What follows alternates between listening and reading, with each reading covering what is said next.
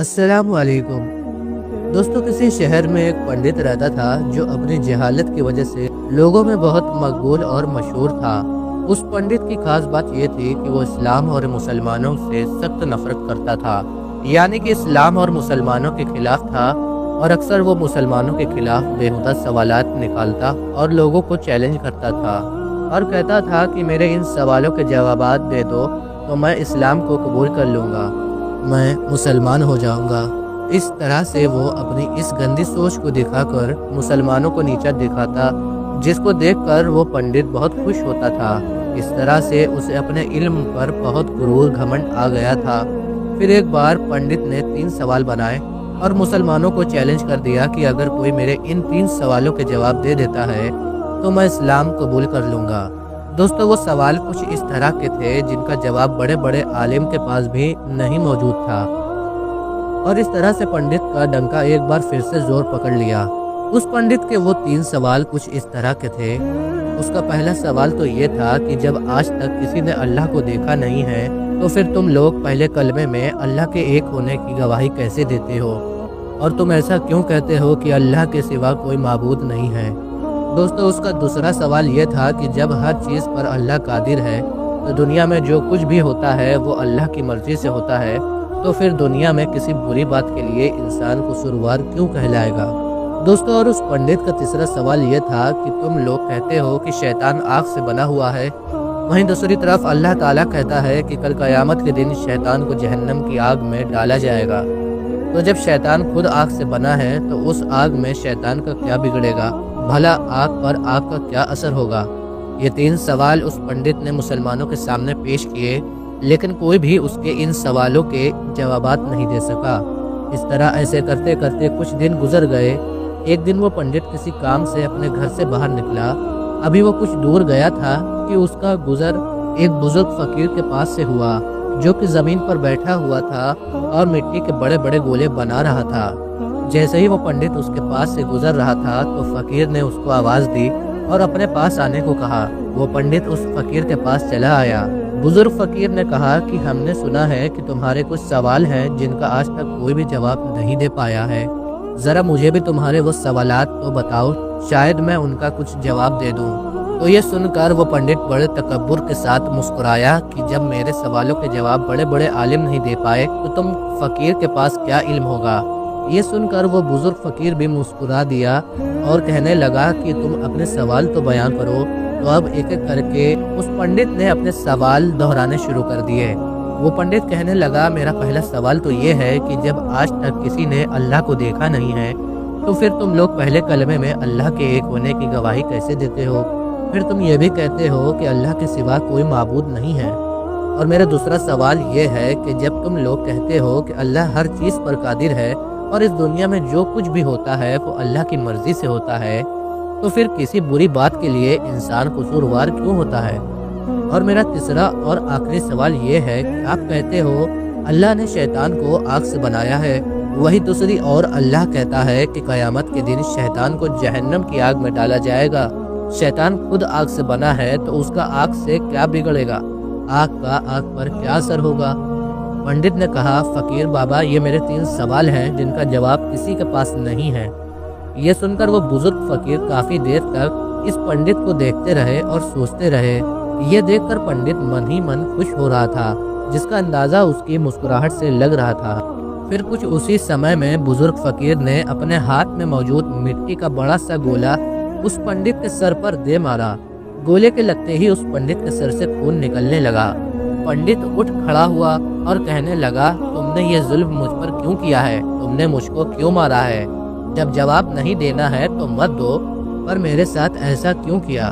मैं इस ज्यादती की शिकायत शहर के काजी से जाकर ज़रूर करूँगा और आपको अदालत में पेश होना पड़ेगा। बस इतना कहकर वो पंडित सीधा काजी साहब के पास पहुँच गया और अपना पूरा मुद्दा बयां किया।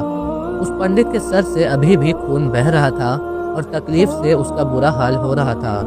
खैर, उसके बाद उस बुजुर्ग फकीर को काजी साहब के पास पेश किया गया। उसके बाद काजी साहब ने पूछा, हजरत आपने किस वजह से इसको मारा है। तो ये सुनकर बुजुर्ग फकीर ने कहा, मैंने तो पंडित के सवालों के जवाबात दिए हैं जो इसने मुझसे पूछे थे। अब ये मुझ पर बिना वजह इल्ज़ाम लगा रहा है। یہ سن کر عدالت میں موجود ہر شخص حیران ہوا، کیونکہ اس پنڈت کے تینوں سوالوں کے بارے میں ہر کوئی جانتا تھا۔ اسی لیے وہ حیران ہوئے کہ اس کو ماننے سے وہ سوالوں کے جوابات کیسے مل گئے۔ اتنے میں قاضی صاحب کہنے لگے، اچھا بتاؤ کہاں ہیں اس کے سوالوں کے جواب؟ ہمیں تو کہیں پر کوئی جواب نظر نہیں آ رہا ہے۔ اس پر وہ بزرگ فقیر فرمانے لگے، اس نے مجھ سے پہلا سوال یہ کیا تھا کہ جب اللہ دکھائی نہیں دیتا ہے تو تم اس کی موجودگی کی گواہی کیسے دیتے ہو؟ اس کے لگائے گئے الزام کا جواب اسی سوال میں ہے۔ یہ کہہ رہا ہے کہ میرے سر میں چوٹ لگنے سے سر میں درد ہو رہا ہے، لیکن کیا اس کے پاس اس بات کا کوئی گواہ موجود ہے؟ یہ بات سن کر وہ پنڈت کہنے لگا کہ اس بات کا گواہ کیسے ہو سکتا ہے؟ میں کہہ تو رہا ہوں مجھے درد ہو رہا ہے۔ پھر وہ بزرگ فقیر نے کہا، مگر ہم کیسے مان لیں کہ تمہیں درد ہو رہا ہے؟ یہ سن کر وہ پنڈت کہنے لگا، جناب مجھے درد محسوس ہو رہا ہے، اسی لیے میں کہہ رہا ہوں کہ مجھے درد ہو رہا ہے۔ یہ سن کر وہ بزرگ فقیر نے فرمایا کہ ٹھیک اسی طرح کہ تمہارے درد دکھائی نہیں دے رہا ہے مگر تم کو محسوس تو ہو رہا ہے، ویسے ہی ہمیں اللہ سبحانہ و تعالیٰ دکھائی نہیں دیتا، لیکن اللہ کو ہر وقت اپنے ساتھ محسوس کرتے ہیں، کیونکہ اس دنیا میں اللہ کے قدرت کے نظارے ہر جگہ پر جگمگا رہے ہیں اور ہر جگہ پر اللہ موجود ہے۔ یہ سن کر وہ پنڈت کہنے لگا، چلو مان لیا میرے پہلے سوال کا جواب مجھ کو مل گیا، اب مجھے میرے دوسرے سوال کا جواب بھی دے دیجئے۔ یہ سن کر وہ بزرگ فقیر بولے، تم کہتے ہو کہ جو بھی کرتا ہے وہ اللہ ہی کرتا ہے، تو پھر کسی برے کام کا قصوروار انسان ہی کیوں ہوتا ہے؟ اب تمہارے دوسرے سوال کا جواب اسی الزام میں ہے موجود جو تم نے مجھ پر الزام لگائے ہیں۔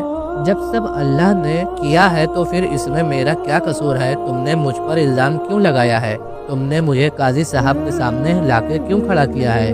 اب اس پنڈت کے دوسرے سوال کا بھی جواب اس کے سامنے تھا۔ یہ سن کر وہ پنڈت کہنے لگا، اچھا چلو مان لیا مجھ کو میرے دوسرے سوال کا بھی جواب مل گیا، لیکن کیا آپ کے پاس میرے تیسرے سوال کا جواب ہے؟ یہ سن کر وہ بزرگ فقیر کہنے لگے، تمہارے تیسرے سوال یہ ہے کہ شیطان آگ سے بنا ہے اور اللہ قیامت کے دن شیطان کو آگ میں ڈالے گا، تو اس آگ میں شیطان کا کیا بگڑے گا؟ آگ کا آگ پر کیا اثر ہوگا؟ اب تم یہ بتاؤ کہ تم کس چیز سے بنے ہو؟ یہ سن کر وہ کہنے لگا، میں مٹی سے بنا ہوں۔ یہ سن کر وہ بزرگ فقیر بولے، وہ گولا جو میں نے تمہارے سر پر مارا تھا وہ کس چیز کا بنا تھا؟ تو پنڈت کہنے لگا، وہ بھی مٹی سے بنا ہوا تھا۔ اس بزرگ نے کہا، بالکل ٹھیک جیسے تم مٹی سے بنے ہو ویسے وہ گولا بھی مٹی سے بنا تھا جس سے تمہارا سر پھٹ گیا ہے۔ اب اگر تم یہ کہتے ہو کہ شیطان آگ سے بنا ہے اور قیامت کے دن جب جہنم کی آگ میں ڈالا جائے گا تو اس آگ کا شیطان پر کیا اثر ہوگا؟ تو اسی طرح سے تمہیں بھی مٹی کے گولے سے کچھ نہیں ہونا چاہیے تھا، لیکن تمہارا تو سر زخمی ہو گیا۔ بالکل ایسے ہی قیامت کے دن جہنم کی آگ شیطان کو جلا کر راکھ کر دے گی، شیطان کو تڑپا کر رکھ دے گی۔ یہ سن کر وہ پنڈت بہت حیران ہوا، بلکہ یہی نہیں بلکہ اس وقت اس عدالت میں جتنے بھی لوگ موجود تھے وہ سب حیران تھے کہ کس طرح ایک بزرگ فقیر نے ایک پنڈت کو لاجواب اس کے سوالوں کے جوابات دیے ہیں۔ اس کے بعد وہ پنڈت اس عدالت میں ہی کلمہ پڑھ کر مسلمان ہو گیا، کیونکہ اس نے وعدہ کیا تھا۔ پیارے دوستو، اللہ سبحانہ و تعالیٰ بہت کریم ہے، وہ جس کو چاہے جہاں چاہے ہدایت عطا کر دیتا ہے۔ اللہ جب چاہے کسی کو بخش دے، اللہ ہر چیز پر قادر ہے۔ دوستو، ہمارے پیارے آقا حضرت محمد مصطفیٰ صلی اللہ تعالیٰ علیہ وسلم کی تعلیمات بھی ہمیں یہی سکھاتی ہیں کہ دوسرے کے خدا کو برا بھلا مت کہو اور اپنے دشمنوں سے اچھی طرح سے پیش آیا کرو اور معاف کیا کرو، اور اپنے پڑوسیوں کو چاہے وہ کسی بھی مذہب سے ہو ان سے اچھے سے پیش آیا کرو۔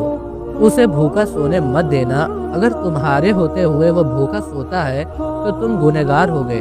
اور یہی حسن اخلاق، یہی تعلیمات غیروں کو اپنی طرف میل کرتی ہے اور یہی آپ کے سچے ہونے کا ثبوت دیتی ہے۔ ایک اچھا انسان بننا، ایک اچھا مسلمان بننا، یہی ہے اسلام کی پہچان۔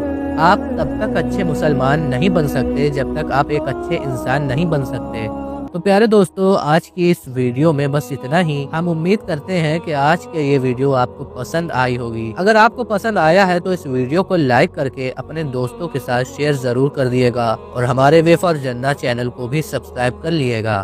ہم ملتے ہیں آپ کو انشاءاللہ پھر ایک نئی ویڈیو کے ساتھ۔ اللہ حافظ۔